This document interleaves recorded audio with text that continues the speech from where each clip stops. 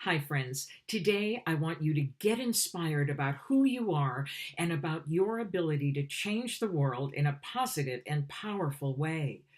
Well, you might say, how can one person change the world? I don't have the wealth or the fame to make a difference. Well, the truth is, you do have the power to make a difference.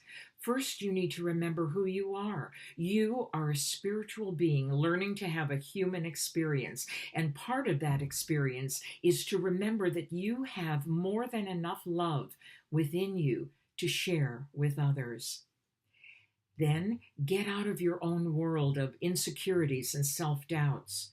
Reach out to another, and in the smallest act or word of encouragement, allow that person to remember who they are so that they can extend themselves to others in a dynamic and amazing ripple effect that affects more people than we can ever imagine.